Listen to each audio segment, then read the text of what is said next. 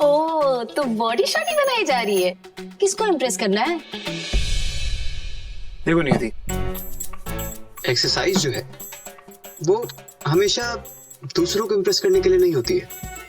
कई बार इंसान खुद को इम्प्रेस करने के लिए एक्सरसाइज करता है। और फिटनेस तो है ही। और रावत्स दिन में 2 बार वर्कआउट करते हैं, एक बार सुबह और एक बार शाम को। अभी देखना भैया ऑफिस से आएंगे घर, वर्कआउट। जीजू का समझ आता है कि सारा दिन ऑफिस में काम करते तो फिट रहना भी जरूरी है, लेकिन तुम तो सिर्फ सारा दिन सोते हो। तुम्हें कौन सा वर्ल्ड वॉर जीतना है? तो तुम क्या चाहती हो मैं क्या करूं? ऑफिस जाओ, काम करो, और क्या। देखो नियति, मैं एक अलग लेवल का आलसी हूँ, स्पेशल टाइप का। अब तुम एक्सेप्ट करो या रिजेक्ट करो, मैं क्या कर सकता हूँ? जाओ, मुझे तुमसे बात ही नहीं करनी। अरे मैं मजाक कर रहा था। सुनो सुनो सुनो, चले सुनो, आई एम सॉरी। देखो नियति, मैं नहीं चाहता कि हम उन बोरिंग कपल्स की तरह हो जाएं जो शादी के 3 दिन में 13 बार झगड़ा कर लेते हैं। मैं क्यों झगड़ा करूंगी? वो तो तुम ही बता सकती हो। अच्छा इधर आओ, मुझे प्रॉमिस करो कि तुम मुझसे झगड़ा नहीं करोगी। जो ठीक है, नहीं करूंगी। विधान क्या कर रही हो? देख लेगा। अपनी बीवी को गोल में उठाकर बाइसेप्स बना रहा हूं, कोई रोकेगा क्या?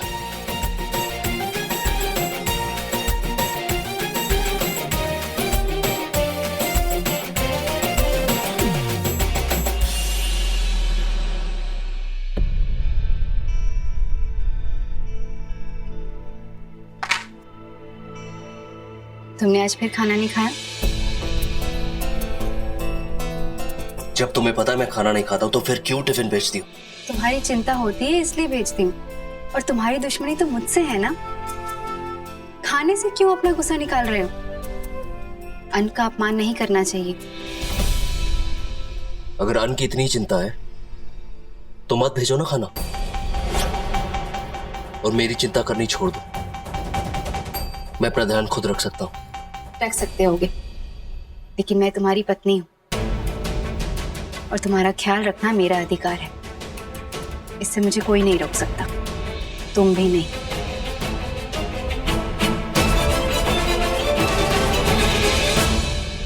चलो अब इसे खाओ। नहीं खाना मुझे।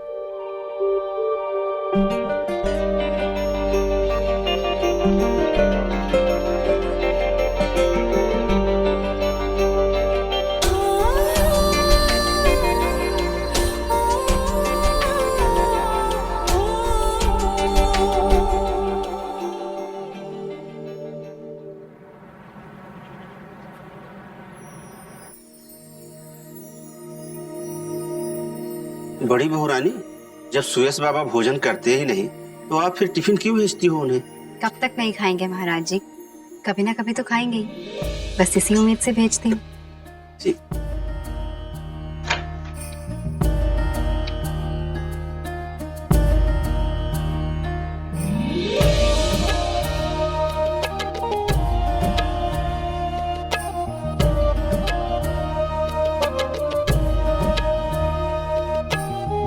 लीजिए, सुयश जी को टाइम पे दे देना। हाँ जी।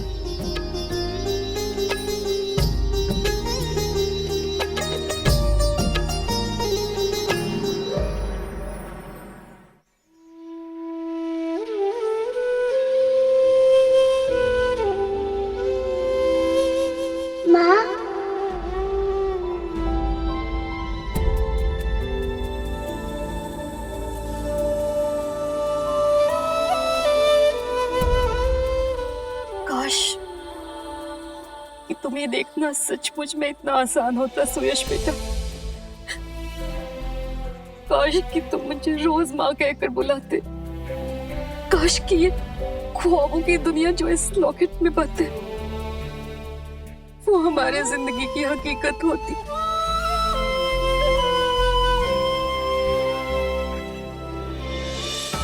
मैडम जी, वो कारीगर बड़े ढीठ है, मन नहीं लगता वो लोग मानेंगे। ऐसे ही है वो लोग। ए रुको, तुम घर के अंदर कैसे आ गए? तुम्हें पता है ना ड्राइवर को घर के अंदर आना मना है। मैडम वो टिफिन वापस करने आया था, तो मालकिन ने बोला कि मालकिन? फाल्गुनी मैडम को टिफिन वापस करने जा रहा था। किसका टिफिन है? सुयस साहब का टिफिन है मैडम, उन्हीं को देने गया था, मगर उन्होंने टिफिन लिया नहीं। क्या करूं मैडम इस टिफिन का? ये मन्ने दे दे, मन्ने दे दे। तू जा, तू जा, तू जा, तू जा।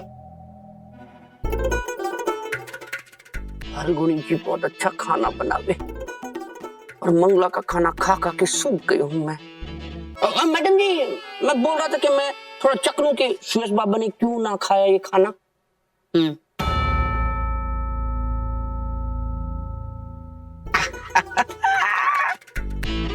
मैडम जी चिट्ठी निकली।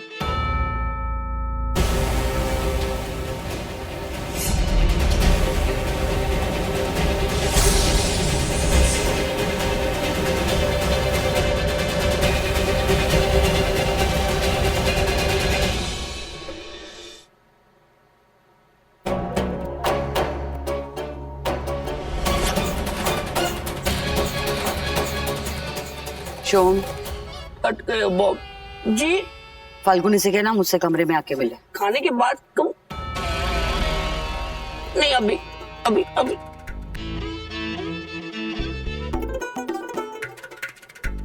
नसीब भी फूटा है तारा शोम जी। टाइम पर खाना खा लेना, और अगर खाना ठंडा हो जाए तो गर्म करवा लेना। फाल्गुनी।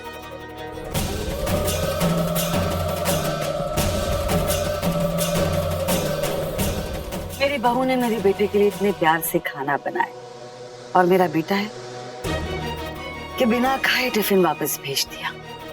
बहुत दुख हुआ मुझे। शोम जी। सुयश आए तो कहना मुझसे आके मिले। जी, मैं समझाऊंगी उसे। बहू के साथ ऐसा बर्ताव ठीक नहीं है। सासू माँ, अच्छा लगा मुझे कि आपको मेरी चिंता है, लेकिन ये हम पति पत्नी के बीच की बात है। विनती करती हूँ आपसे, अगली बार से मेरी चिट्ठी मत पढ़ना। और आपको चिंता करने की कोई जरूरत नहीं है, ये टिफिन कल से खाली ही आएगा। मेरा वादा है ये आपसे।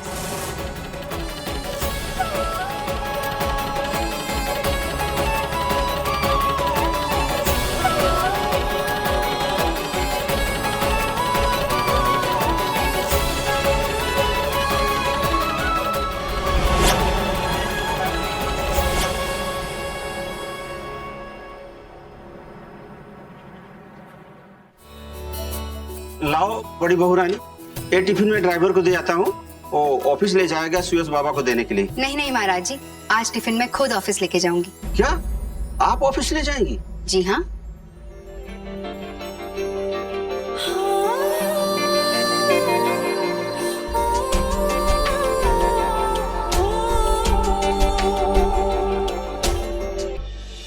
नहीं हो सकता मतलब? ये ऑर्डर अगले 48 घंटे में सिंगापुर में होना चाहिए, और कुछ भी हो जाए ये प्रोडक्शन नहीं रोक सकता। मैं जानता हूँ बहुत इंपॉर्टेंट ऑर्डर है, ना पूरा हो तो हर्जाना लगेगा, लेकिन क्या करूँ, मजदूर राजी ही ना है। हाथ कारीगरी का काम है, और जयपुर का एक मजदूर रावत इंडस्ट्री के साथ काम ना करना चाहे, वो हमारे रावत इंडस्ट्री को बहिष्कार करे हैं। वो क्या कह रहे हैं? बॉयकॉट। हाँ, बॉयकॉट, बॉयकॉट। ये कब हुआ?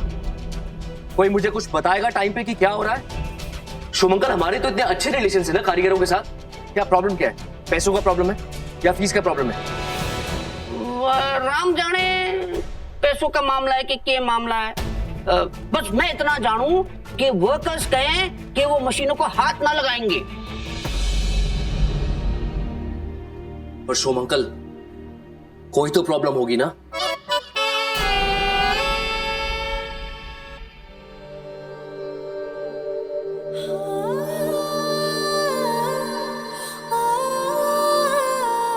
फाल्गुनी, तुम कुछ काम था? हाँ, तुम्हें खाना खिलाना। मैं खाना नहीं खा सकता, खाना वापस ले जाओ।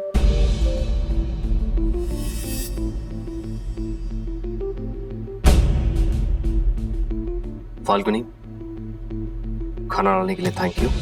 यहाँ वर्कर्स का प्रॉब्लम चल रहा है, वो जब तक सॉल्व नहीं हो जाता मैं खाना नहीं खा पाऊंगा। मैम आप प्लीज कॉन्फ्रेंस की तैयारी कीजिए। शोमंकल, मैं जाके वर्कर से बात करके आता हूँ। रुके, वो कारीगरों ने कहा है कि वो हमारे मैनेजमेंट के किसी भी व्यक्ति से बात ना करेंगे, तो अगर आप गए तो नुकसान ही होगा, फायदा कोई नहीं। लेकिन शोम अंकल, मैं बात नहीं करूंगा, मैनेजमेंट बात नहीं करेगी, कौन इनकी प्रॉब्लम सॉल्व करेगा? कौन जाएगा? कौन बात करेगा? मैं जाऊंगी।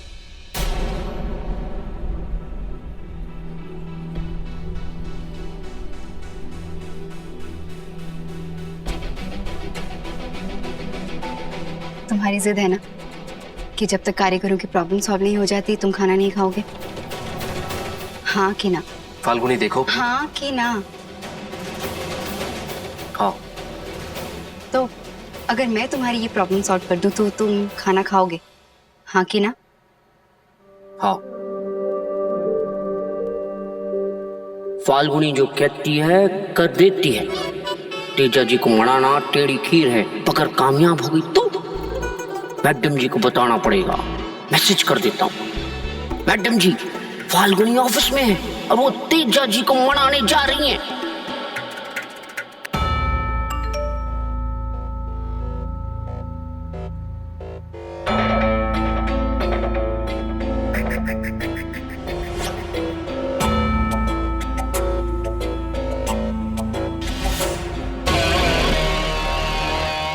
लेकिन फाल्गुनी, तुम ये प्रॉब्लम कैसे सॉल्व करोगी?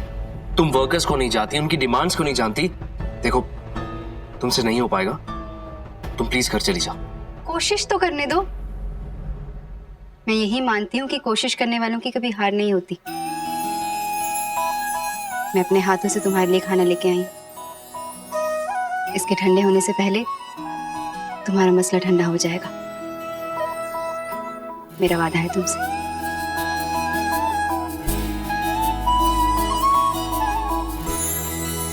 सुनो,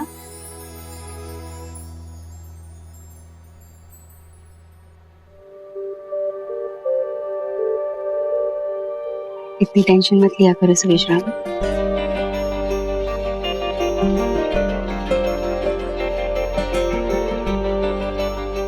कॉन्फ्रेंस रूम में चलिए।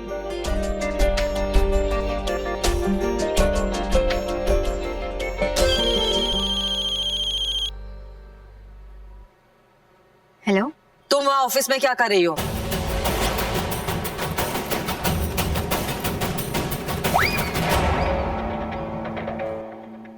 क्यों? आपको सोम जी ने नहीं बताया? उनके पेट में तो कोई बात नहीं पचती। ज्यादा होशियार बनने की कोशिश मत करो। मुझे पता है तुम वहाँ ऑफिस में हो और कारीगरों के साथ सुलह करवा रही हो। एक बात समझ लो, रावत इंडस्ट्रीज के काम में दखलंदाजी करने की कोई जरूरत नहीं है तुम्हें। अगर दखल नहीं दूंगी तो आपके जैसे कैसे बनूंगी सासू माँ? आपने ही तो कहा था कि अब मुझे रावत फैमिली के स्टाइल में रहना चाहिए, आपके जैसा बनना चाहिए। तो बस मैं तो वही कर रही हूँ। आप भी कंपनी के कामों में लगी रहती हैं, तो अगर कंपनी की कोई प्रॉब्लम मेरे सामने आ जाए तो उसे सुलझाना तो मेरा काम है ना, मेरा फर्ज है। अपना आशीर्वाद दीजिए सासू माँ कि आपके पद चिन्हों पर चलकर मैं सारी प्रॉब्लम सॉल्व कर दूं रावत इंडस्ट्रीज की।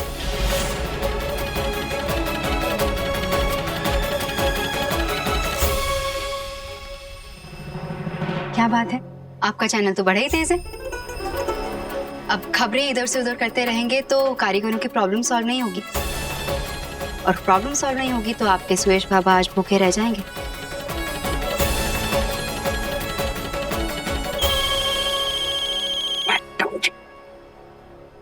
हेलो। हेलो हाय छोड़ो और उस फाल्गुनी पर नजर रखो। जी मैडम जी।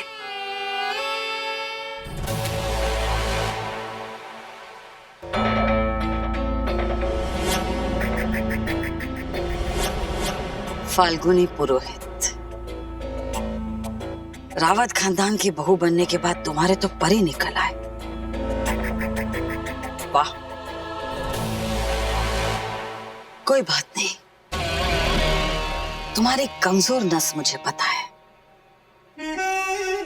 और अब मैं उसी कमजोर नस पे अपना हाथ रखने वाली हूं।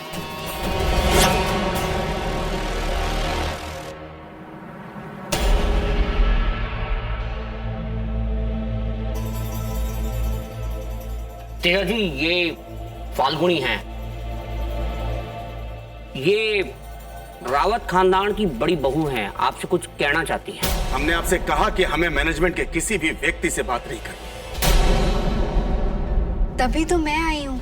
सोम जी, अपनी मालकिन से कहिए कि यहाँ से चली जाए।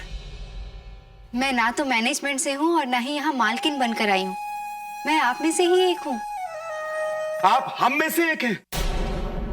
हमारे दर्द को आप समझती हैं? हम मजदूर खून पसीना एक करके वफादारी और ईमानदारी से काम करते हैं और हमें मिलता क्या है? गाली, दुत्कार, अपमान। उत्तरा देवी अपने पैर की जूती समझती है हमें। बस अब और नहीं। जहां इज्जत नहीं वहां हम काम नहीं करेंगे। तेजा जी सही कह रहे हैं। आज से रावत इंडस्ट्री के लिए हम काम नहीं करेंगे।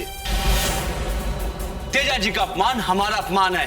अब हम क्या, हमारे गांव का कोई भी आदमी उत्तरा देवी के लिए काम नहीं करेगा। फाल्गुनी ने संभालने के बजाय काम और भी बिगाड़ दिया। लगता है फाल्गुनी यहाँ से खाली हाथ जाएगी और सुरेश बाबा खाली पेट सोएंगे।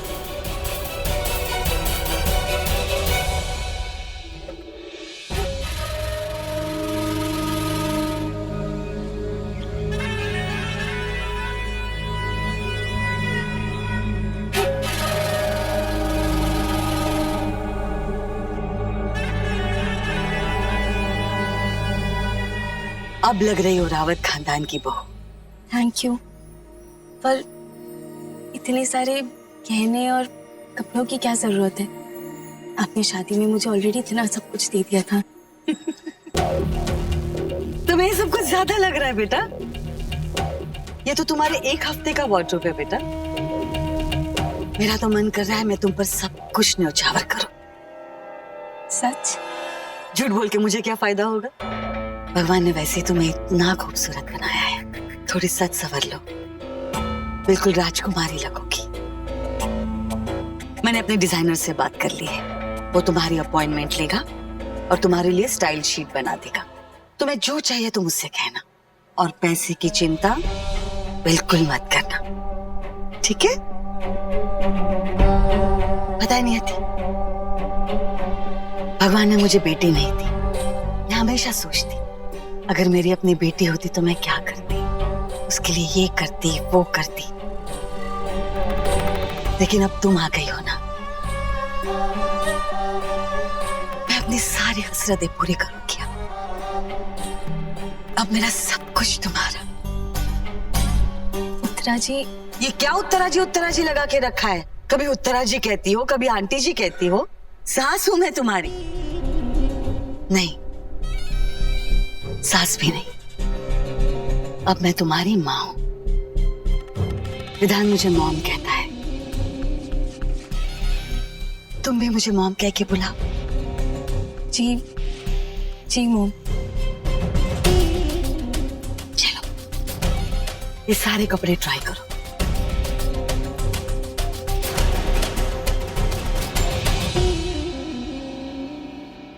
Thank you.